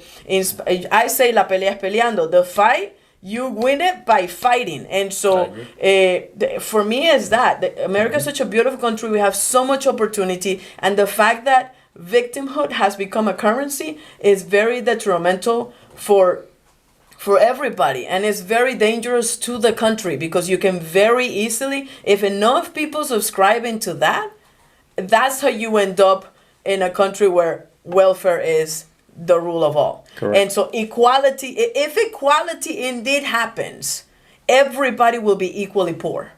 Correct. And that, to me, is a problem. So, and that's exactly what happened in my country. The only people that have the money are the ones that are corrupt. Yeah, I mean, for me, listen, I mean, again, talking about just about every strike that you can name. You know what I mean? I was here for many years. Fun fact, sorry. Yeah. At some point, somebody in my hotel, like listen to the level of victimhood. At some point, somebody where I used to work at, they went against me because I was anti-gay. Like, I don't understand, you know what I mean? Because something about and so is, again, victimhood become a currency. So that's why it is. By the way, I got ran up. Look at that. I mean, the fact of the matter is that, self-imposed limitations, when you add that to a way of thinking, or to a popular language that's leading everybody to always operate under this victim mentality, right? And so obviously it really takes away, though, you know what I mean? Because like I was saying, coming into the country, I don't know anybody, I don't speak the language, I don't have my papers, there's nothing that I understand about American culture, or the idiosyncrasies of the country. There's nothing that I'm an open book trying to understand. And the fact of the matter is that some of us are proof of concept. You know what I mean? Some of us can literally say, the American dream is alive and well and healthy, right? And what you have to remove, it's a beautiful question out there. Why not you, right? Why, if somebody else was able to get it done and make it happen? And the beauty of it is that you're gonna constantly run into stories and people that actually made it across, became successful, and they, in many ways, will remove every possible excuse off the table, because it's like, okay, you had again, you know what I mean? You came from poverty. You're not knowing anything about language. Look at nothing, and you still made it. Not only that you made it, you know what I mean? In some cases, like some of us represent a very unique and distinctive success story. You know what I mean? Like, listen, you go to New York and you're gonna see a lot of people that own a lot of buildings in Brooklyn, Queens, a lot of areas, and you're gonna be dealing with a lot of people that don't even speak English. You know what I mean? People that came from other places that started cleaning floors, and at the same time they just kept saying, "I'm looking for more." You know what I mean? I'm gonna make things happen. And I'm going to come through for my family. I'm going to build, you know what I mean, an economy that is representative of where we are. So I want to, you know what I mean, for me, I just want to, especially a younger generation, right, that is trying to find their own way around. Yeah. It's like, don't buy into those things. You know what I mean? Challenge yourself. Don't allow those self-imposed, those cages that you're talking about. You know, so guess what? You look at yourself in the mirror and say, okay, I'm black, or I'm Latino, or I'm this, or I'm the other, right? Or you know how funny it is for me to listen to myself after I'm like, wow, do I really still sound like that? I can't shake it up. It's been like 23 years. Like, you know what I mean? In my head, I was like, this perfect English is coming out. No, I'm listening to myself, and I'm like, what? You're like fresh off the boat, just like me, you know? I'm like, what am I doing here? Can I say something, though? Like, Patrick Bet-David. Yeah. Patrick Bet-David says, surround yourself with people that take away your excuses. And what a phenomenal example. Correct. I mean, the guy used to sell memberships at a gym, almost went back to the military. Somebody poured belief into him and said, why not you? And guess what? He bought into it. By the way, he made it in the financial services industry a day after 9/11, when you would tell from people that you're from Iran and everybody will freak out. So respect to a person that's saying so. There's a lot of examples out there. If you're somebody that is young, surround yourself with people that take your excuses away. If somebody tells you in any way, shape, or form that you're a victim, run the other way and get around a group of people. Like, if you are the smartest or the richest person out of your group, make sure that you find another group so that you can actually be in a place where you're challenged, where you can get better. America is a beautiful country. The American dream is alive and well, and we all have the opportunity to pursue it. Yep. Can I say one last thing? Yes. I was thinking. So there's a book that I have. It's called Think and Grow Rich: A Black Choice. Oh, wow. Right now, so it's from, really? Yeah, it's from Dennis Kimbrough. He actually was commissioned from Napoleon Hill's Foundation to make this book. And pretty much what the book talks about is that there's a lot of successful people who are black, but like on purpose, they weren't highlighting a lot of these people. And then what happens is, so now the average kid growing up doesn't see examples of this, so they're less likely to believe that it's possible for them because they didn't get all the examples. But what is my point of bringing it up is there are examples. They do exist. There's a lot of maybe success. back then. Yeah, correct. Yeah, right. Now with with the internet, you have access to anything. Yeah. So I feel like even though things are trying to suppress information, the information will always get out. Yeah. There's always a way for you to become successful and figure out what you need to do. There's a lot of there's not one limitation that somebody on here has, whether that be black, short, gay. Yeah. None of these are limited. That will prevent you from doing anything. Correct. That will prevent you from doing anything. So like I said, there's a lot of examples that we have that we can see. We got to find these examples because it's not always easy to find if you never heard of it. Luckily for Patrick, he had that person. Sorry. What if I don't have that person? Well, I got to look for that person. Right. I got to find them. Or, By the way, I will say this much. Whatever you're looking for will get validated. That's true. That's true too. Yes. So guess what? If you look for somebody that has an example of. By the way, what are some people that you say this is an example of a business person that I would follow? Like right now? Yeah. So obviously Elon Musk, he's did phenomenal with business. Yeah. It's easy. Yeah. Very unique. Yep. Yep. Very unique individual. Not from this country, by the way. He's an immigrant. Immigrant. Yeah. Well, I mean, listen, to bring that to a conclusion, right, I mean, a couple of things that I want to highlight. One of them is the fact that, immigration is going to be a factor no matter what. Right now, you have roughly about those numbers to me are never accurate. Roughly about 48 million people. And when I'm saying that those numbers are not accurate, in my book, that number is always higher. You don't have somebody in the border going... By the way, this is the so-called, immigration that we happen to be aware of. But it's said that about 23% of that number, which takes you to about 11 to 12 million people, happen to be on a illegal status, right? Which again, knowing what I know about that, is that number. So it's more like 20 million, 20 plus mil, right? That is not being factored in, right? But the fact of the matter is that these are people that are come here that truly believe in the American dream. They are chasing something. It's unfortunate that we don't bring that perspective, that we don't have that perspective. I love the fact that you were making a book recommendation because, as a matter of fact, I want to highlight the reason why this book is sitting here. Yeah. This is somebody that is, as an African American. He's black. The fact that he is black. He's black. I think he knows that too, right? Thomas Sowell is one of the most prominent American economists, and I don't want to say African American economist. He's an American economist, an economist, period. One of the but this book, Wealth, Poverty, and Politics, which I highly recommend. I mean, he's got a number of books that I will highly recommend, hands down.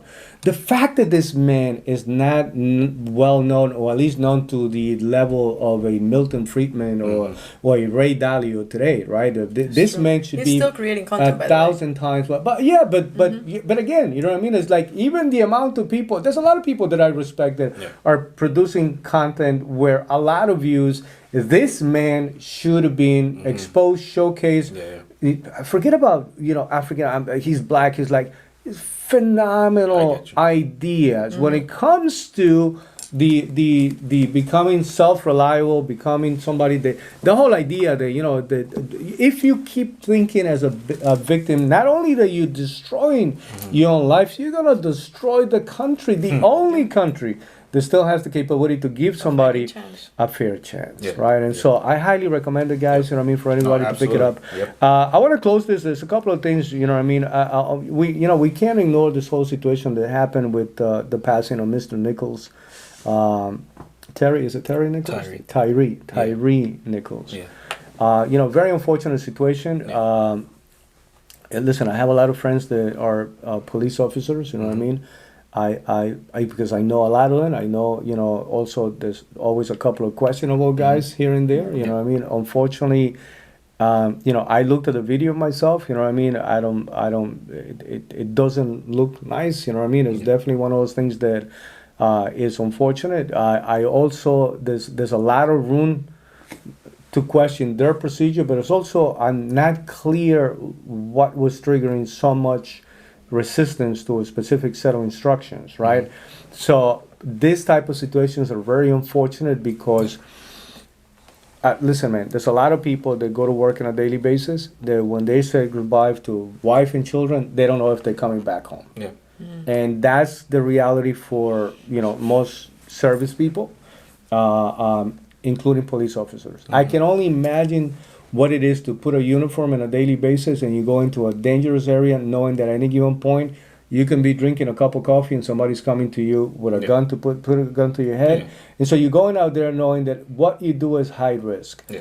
And I think that most of us have to understand, when somebody pulls me over because I'm speeding, I'm asking them, hey, do you want me to move at a safer area? Like I'm feeling uncomfortable about the fact that I created a condition where somebody can actually be placed at danger. Yeah. However, though, these situations do require, we still got to look into these things to see if there are better procedures, better way to deal with things, because nobody, I don't care who you are, should die out of, just being pulled over for whatever situation. I mean, I think, I don't want to say nobody 100%, right? Somebody that is willing to take a life, you got to protect yourself, right? But if it doesn't amount to that, like if you're a police officer and you're coming to arrest me and I'm going to do something that can cause me taking your life, listen, me dying or you dying, you have the right to say, hey, I was protecting my life.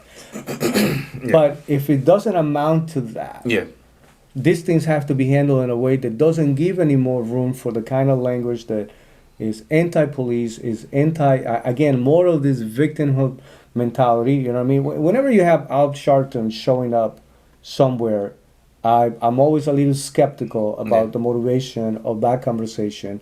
And I'm also very skeptical about, what the overall outcome of that conversation is going to be, because these guys are usually there for different reasons. Yeah, so for me, number one, I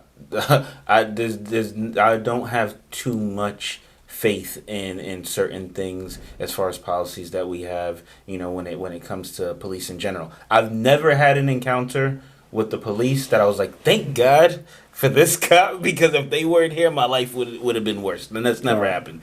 So I think it's something that is meant to create like more money. Like, I hate to say it like that, but that's the every time I've ever been pulled over, it's for them to receive money from me for something that has nothing to do with anything that's protecting anybody. But like the biggest issue with this situation, it would have been different if he was shot.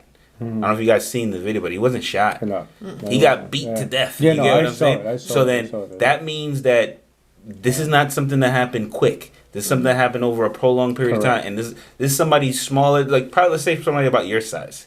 And then fighting against, which you can't fight against 8 individuals. It's impossible for you to fight at that point. So then obviously this was, but like I said, it's not to say there's something wrong with all cops. Obviously there are good people, but there's bad people too. And the same way how you can have somebody who goes to church who could be good or bad, you can have somebody who's a cop who's good or bad. So we just got to know there's good and bad people in the world. But the one thing we got to pay attention to is that if you have a situation where because I now have a badge, I can get away with certain things, then that leads to somebody taking advantage of that power. And then so I think we just got to be real careful with how much power they do and don't have. Luckily, this has been a situation where all of the cops was like, or majority of them, went to jail right away. They got charged right away. Now people are saying that's another conspiracy is because they was all black, but still, either way, I think it's in the right moment, in the right direction. No, it's true. Yeah, like somebody's already complaining. Yes, because they said if they would have been a white officer, if it would have been white cops, it would have took longer for the videos to come out. They would have been a longer investigation. All right. This has been the fastest that it's ever been to where everybody's going to jail, they're all going to trial for murder, and it's just a matter of how long they're going to be doing. And now it's even coming out that there might have been like a personal thing going on between one of the officers and the person, which, like I said, listen, it's not pretty. Make no mistake, it's not pretty. The problem is that again, we go back to the whole situation, right? That do we have good and bad people that wear this uniform. The fact of the matter is that's the case. Do we have people that are better trained than others? Yeah. Do we have people that follow procedures better than others? So we know that this was an elite unit to begin with, correct, right? Correct. And we know also. But what do you mean elite? It was a special unit that they have. Scorpions. To pretty much cause trouble. Yeah. And, so the fact of the matter. Scorpion. Yeah. My concern is this somewhere somehow. I'm gonna tell you what my concern is. Somewhere somehow, no matter what happened here, and no matter who the players were, right? The people that were involved in this situation, we can't get away from the whole race issue. There's some good people, there are some bad people. There are good people that do good things, and there are bad people that do bad things. Sure. And here we have a situation where something was mishandled. It appears to be that something was extremely mishandled that ended up causing the life of a person that I don't care how much of a questionable individual you are. This is not a situation that should have led to somebody dying, right? Correct. And so now, realistically speaking, right? Let me just give you a different perspective, just because I think that most people want to support an argument, but they don't want to do it as grown-ups. I mean, realistically speaking, if there would have been 7, 8 white men that got involved in this beating, right now there would be riots going all the way up to China, right? Probably. As a matter of fact, the fact that they didn't get to that point. So, is it possible that some people saying, well, maybe just to try to let people cool off, which never happens, right? People just get angrier. Let's not release that tape so quickly. And this time around, they said, okay, so at least if it is black on black, hopefully it will be. I'm having a grown-up conversation here right now, right? Where we're saying if it's black on black, maybe it's not going to have the same situation. So let's release it so that people will see that there was no, white man involved to create this whole situation. But then that still triggers the, oh, well, if it would have been because the black guys, you're releasing the tape. So how do we? This is a lose situation. Correct. No matter what you do. No, absolutely. That's my issue. Absolutely, no, it's gonna be. Do you understand? And no, I get what you're saying. And so that's not to say that the people who are creating a problem, even when there isn't a problem, that they shouldn't be doing that. Correct. But that doesn't mean there wasn't a problem somewhere. So it's like. It's gonna be a losing argument. Somebody's gonna have a problem no matter what. Why? Because somebody died at the end of the day. This guy from a group that shouldn't be killing someone who wasn't. Well, that's my point. My point is, white or black. Yeah, correct. If you did something that amounts to a criminal action. Yep. And somebody lost his life and it was not supposed to. Yeah. Then whatever time you get, you should get it. No, absolutely. You should pay the price for and I don't care what you are, white, yellow, blue, or in between, whatever is there. Yeah. But the fact of the matter, it's unfortunate that, but my point is that no matter which way we go with this conversation, that what keeps coming back is like, that racial factor that people still want to use as part of an argument that it doesn't help in any way, shape, or form. We got some good police officers. We have some people that shouldn't be wearing the uniform, That's period. I agree. And they should be removed, and whatever they are supposed to get, white or black, when something like this happens, they should definitely... But here's and it's funny that you say this, but last thing I'll say, a part of let's say the media's agenda is they want to create that division. Correct. Of course. Correct. They and there was at least from my opinion, there's a reason why they decided to even come out with the tape when it came out. Like, I think they want people to riot. They want people to cause a commotion. And why? Because that tape came out Friday. It was like Friday evening when everybody gets off of work. It's like the perfect time. Let me give you the weekend. Correct. Yep. Okay, so there's a lot of times where the media will do things like that. They want to create the division, but we got to be smarter than that. We need to read more from Thomas. Start learning what things. No, but it's serious, because it's unfortunate that even though we're talking about it now, that no one has heard of, or I'll say majority of people have never heard of this individual, but then there's millions, if not billions, of people who are going to be hearing the story about the cops and all the problems that's going on, but no one's hearing the stories about what things we can do to actually, be in a better position. Well, I mean, just recently, even Joe Rogan, recently, like he was extremely surprised. You know what I mean? He comes into contact with the material of this man, and he's diving into it. He's getting. Do you know who this man is? Like he was himself. He's only been around for like 40 years. And I think about the amount of African Americans that don't even know who this man is, and haven't had the exposure of reading. Listen, there's so many videos that he's got out there. The consistency of his argument, though. It's that probably is the most eye-opening thing. This is some of the stuff that's happening right now. Would be. I mean, he can write a book called "I Told You So," like that. By the way, Mr. Sauer, if you do want to use that title, Mr. Sauer, it's okay, right? But anyway, guys, listen. Coming out of it, unless I don't know if you had anything that you wanted to add to that for this whole situation with the police and police officers in general. But no, somebody dying is. Not okay. So at the end of the day, guys, I want to start wrapping this up. There's something that I wanted to mention a little bit. As you know, I don't know if you know, but I think that you do know that I'm a Catholic. I love history. You know what I mean? I do a significant amount of reading when it comes to the Catholic Church. I like to think that I know a little bit about the Catholic Church. And, right now, to be quite honest with you, very few people understand how much of a internal crisis is taking place with the Catholic Church and our current Pope Francis, So just to give you a quick reference, going all the way back to Vatican II, there's a significant change that takes place on certain positions of the Church. Out of that, there is a group that today is called SSPX, which is the Society of St. Pius X, whose founder was very much connected to the traditional side of the church. And there's other groups, you know what I mean, that from the tradition of the Old Mass and some of the positions that are taken. And progressively, since Vatican II all the way to this point, you've seen positions within the church that has been rapidly evolving, almost like, one of the things that the Catholic Church was always accused of, and still is, funny enough, is that it's not evolving enough with the times, right? Okay. Which is not supposed to, you know what I mean? When you're supposed to have, especially when you're introducing concepts of, morality or, relationship with God, those have to become, unmovable objects. You know what I mean? It's not something that has to be evolving. The times. It's not progressive. Yeah. It's like, I mean, it's like, let me not. But, we do have a lot of conflicted positions, you know what I mean, that the Pope has taken.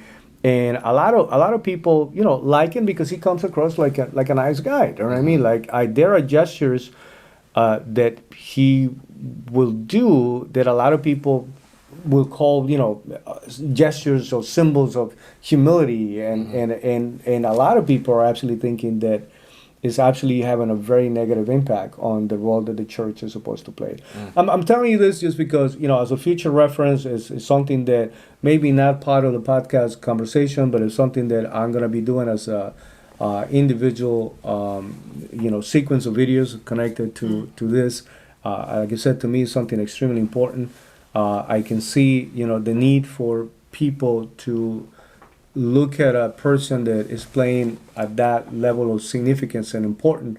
The Catholic Church is today one of those reference points for certain concepts, life, morality, certain things that are supposed to be sacred, marriage, different things, that. But it is a little scary, right? The same way that a lot of people don't know much about what's going on here. There's also not knowing what's taking place with the fiber of the many of the religions that are supposed to be playing a big role.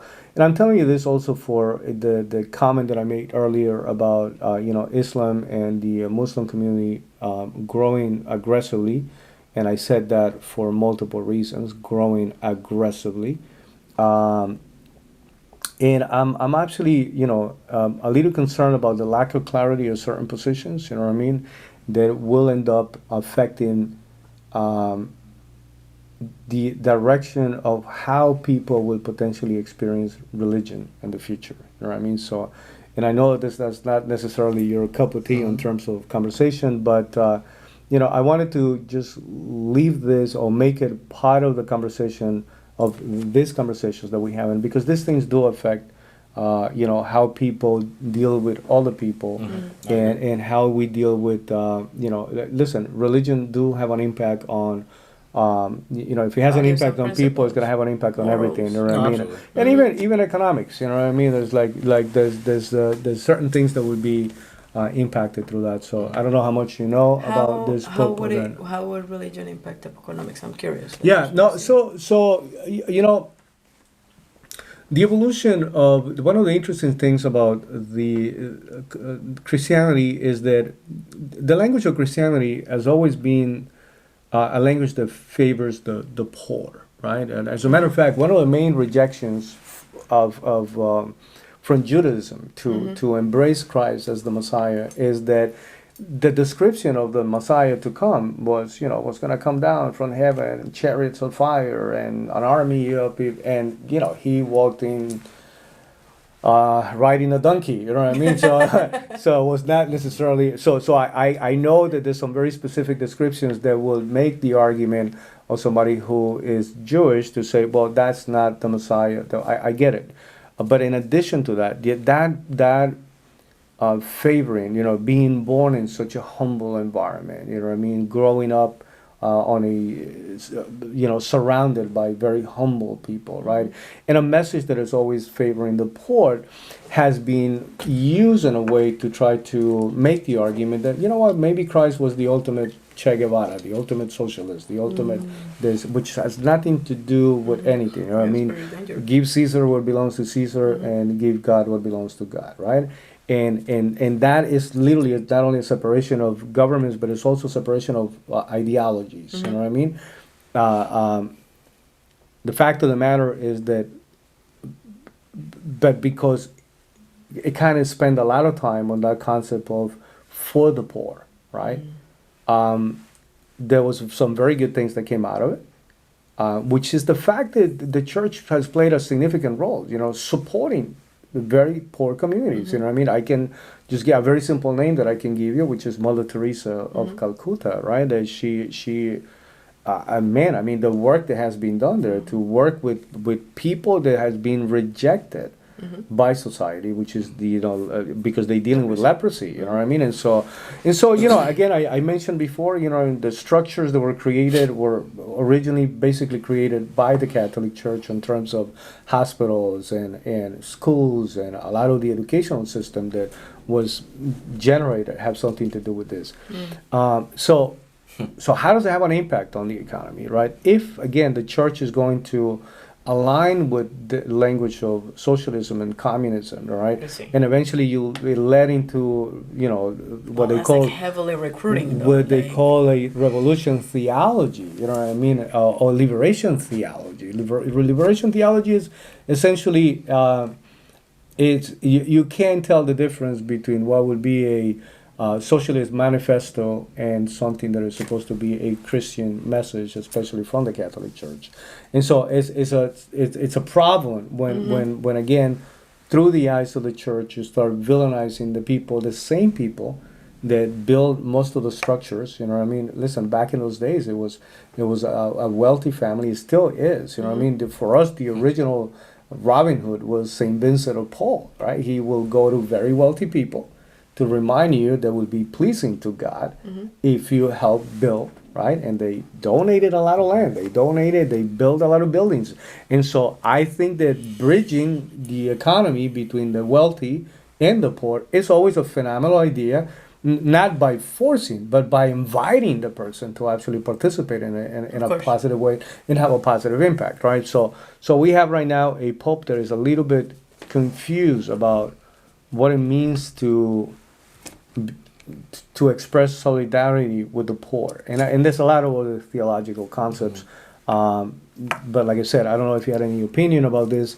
In my case, I just wanted to, as part of a even closing message, this is something that I do want to talk about and go into a little bit of depthness, maybe as a separate video, even outside of the podcast or something like that. But What was the name of the previous pope, the one that just passed? Benedict the 16th. Benedict the 16th. You know, and so we define popes. Because he gave back the papacy, right? Like he said. Yeah, he actually he stepped down, which that hasn't happened for about 700 to 800 years. I mean, was the last time that something like that happened. Okay. And the last time that happened, it didn't go very well. I mean, this was an actual transitional power. And I say transitional power because these are powerful players, and when it comes to the world, right? Benedict the 16th. So even if I go back to John Paul II, I mean, I was explaining to somebody that John Paul II was. I love his writings, to be quite honest with you, because he writes more as a philosopher. He really does. Like right? I mean, because he writes. So you have a pope that was philosophy first, theology second, and then pastoral work, right?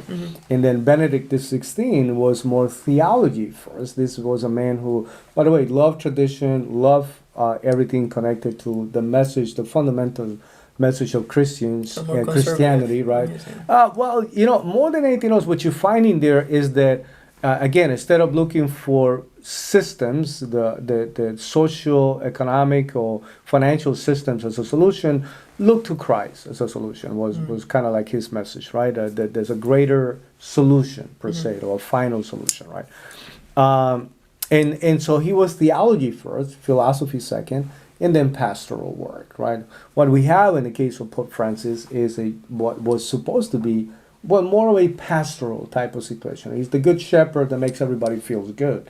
The problem is that there is no cohesive theology, and there's really not a clear philosophical perspective, right? And so what that means is that what you have is if you stand for nothing, you'll a lot of confusion in a institution where cannot afford to have that kind of confusion, because it can very easily divide. As it is, a lot of internally there's a lot of division already taking place, but this is just making it greater. So, and we'll highlight it in the future just a little more. Gotcha. Wanted to share that, for the benefit of this conversation on some people. But finally, guys, any final takeaways on anything that we have going on at this very moment as we close in this final thoughts? So for me, like I said, I think there's a lot of different information, or a lot of information just period, that anybody can, dive into. I think they're all important. Yeah. I think it's important to be aware of what's going on, but don't get lost in what's going on. And what I mean to say is this, is that I said it 100 times, I'll say it 100 times more, is that you got to be the reason why you get what you want, and regardless, and that doesn't mean systems in place aren't important. Like I want the right leader for the church, I want the right leader for the country, but ultimately you got to take the responsibility, to do what you got to do for you and your family, or if not, nobody's gonna come and save you. So that's my final message that I would say everybody always got to keep in mind, regardless of what's going on. Fair enough. Yep. For me, it's a message of. I'm gonna piggyback on what you said. Is the American dream is alive and well. If you wanna succeed in this country, find a way to add more value, help more people, so that you have the opportunity to make more. Your life is a direct result of the people that you surround yourself with, the books that you read, and the meetings that you attend. So make sure that you're having the right conversations with the right people, and that are challenging conversations. You don't have to agree with everybody, but at the end of the day, you have to make sure that you have clear of what are some things that are non-negotiable to you as far as values and principles, and stick to them. And that's it. I had a message here for capitalism, and I just kind of want to read it off. That I read something that says the free market turns scarcity into abundance. And so it's just you being able to add value, to grow, that will actually help you come out of whatever poverty it is that may be. That's it. It's not a message against welfare, although not a lot of it is not good. but it's a message of what can I do Yeah. so I can get myself out of that Correct, situation. correct. And Correct. that comes with accountability. So that's it. Well, for me, I just want to remind everybody that it's just a matter of time before we start talking about elections and candidates and, presidential candidates and all those things. It's going to happen a lot faster, a lot sooner than we always expect, and start looking into the things that will matter more to you, Don't be sold out right now to a single political idea. Really look into what will make more sense. And at this point, the argument when it comes to economy, family, certain things that we need as a country, makes the choices. Unfortunately, the choices are very limited. It's not like we have a lot to choose from. But for everybody, I'm only inviting you to start looking into some of the names, even some of the names that we mentioned. Nikki Haley. Look into her. Look into DeSantis, if he's going to be running. Do you want Trump to come back and become a president? Do you want President Biden to continue to be our president? And do you want a Kamala Harris to be that? Whatever the case may be, don't let it be just I'm going to support the political party no matter what. I'm supporting what would be best for my family, for the country in general. And I promise you that what's always good for the country will always be good for your family, because your family will benefit from that. And the final thing is, what I'm hoping for personally, because I do want to continue to advance this conversation about what's going on the border. I find it, undescribable, extremely painful. So whoever comes into power, what I hope for is to continue to get a little closer to the ears of people that will have the ability to make some choices in connection to what's going on the border, so that hopefully we can do something that would be more meaningful. Better solutions, permanent solutions. With that being said, it's always a pleasure to speak to you guys. Yes. Comment, subscribe, share, and let us know whether you agree or disagree. Yeah, because definitely, I'm pretty sure everybody's got an opinion on a lot of what we went over today. So, yes, we want to hear from you. Thank you, guys. Have a phenomenal day. Take it easy. Bye-bye.